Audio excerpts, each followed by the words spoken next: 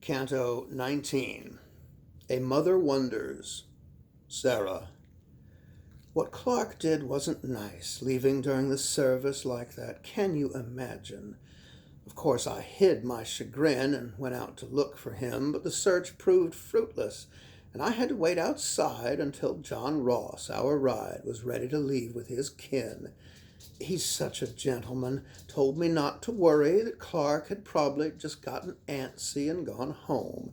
And his wife Sally said their Pete is as troublesome, an only child, has the energy of three, she said, and that I should be to their home soon for tea and to discuss it further.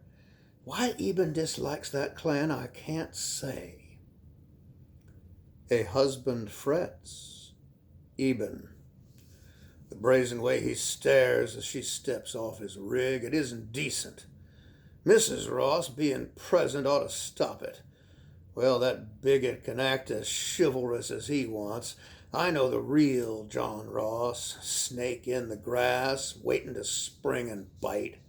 Sarah Ross, why even saying it burns my tongue. Lucky I had the chance to be Sarah Clark's first romance when the three of us were young, yes, sir. Well, I'd best meet her at the gate now, counter the weight of my old rival's act on her views. Keep her stumbling on to Clark, too, that hole would upset her so. Help her pack her valises and see her off to see the dents in Metropolis. Ha! Distant relations. Thank heaven for 'em. A Neighbor's Ruminations. John Ross. Eben, you've got horses, but no sense. You slave away worse for the wear of every harvest, while bankers milk you with their interest and mortgages, like all those in the West whose dollars feed the damn New Yorkers' war machine. We had our rage once, but you've given in to age and comfort. Horses! Who you think you are, comporting yourself like an old massa, plantation, couple of houses, and forgetting the cause? My friend, I'm going to give you pause, set you to pasture. 'Tain't no man moves faster than the secret nation. What's that, Sally? We missed our turn. Tarnation, why don't this mule learn? The author resumes his observation. The narrator.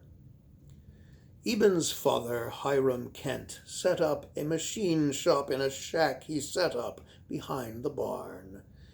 Equipment like his lathe was more than anyone dreamed of in those days, but Hiram, small county's craftsman, loved to work with his hands, and it meant money while the land rested in winter and food for Eben and Sam. He early pressed his sons into service. Eben's first work as machinist, he'll soon throw that hasp, open that gate, was with a brand of brass that flakes when cut. This made the project most difficult.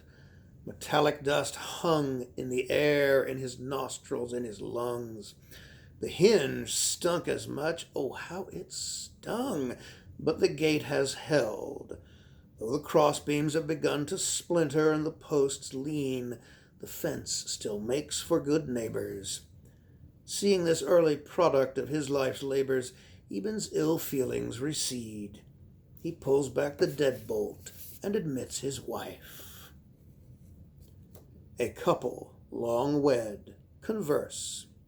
The Kents, Sarah speaking first. Thank you, dear, you're so good about doors. You're welcome.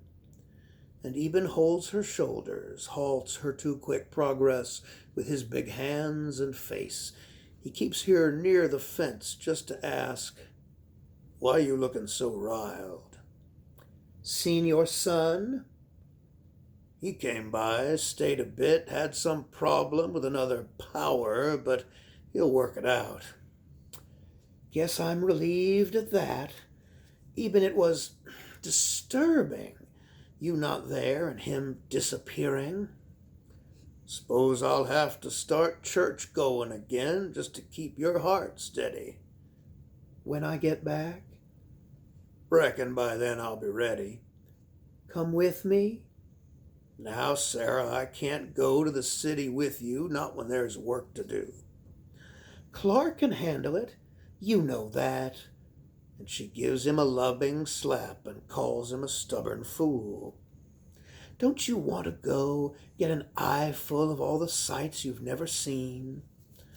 Tall buildings ain't my cup of tea, honey. Things a man can't see the top of, let alone climb. And the crime? Why bother? Your brother-in-law is not my favorite fellow either. No, ma'am, I've got no inclination to visit your metropolis. Farms for a man, for me, though I surely will miss my girl if she still insists on going. I do. Haven't seen my sis in years. And they kiss. I'm not mad anymore. I can tell. It's the smile. And as he leads her the half-mile down the path to the house, seems the coast is clear, he cannot help but ask, "How were the Rosses, dear?" John was concerned and Sally helpful. Pete was behaved, and the talk, dear, why, Ellis was simply artful. They reached the house, find Clark out front, chopping wood, no shovel in sight, his ship laid to rest, and no blight of a wound on the earth showing. Eben is in awe of his son, but Clark is his son, and his son wants his wife to read him a story before she goes. She does. Idylls of the King, a tale of glory in the best troubadour tradition, and promises a first sewing lesson when she gets home. Of the dressing Clark's salved onto their lot? Likely. Pa savors the secret, putting Ma's bags on cart. She'll never know what transpired here today.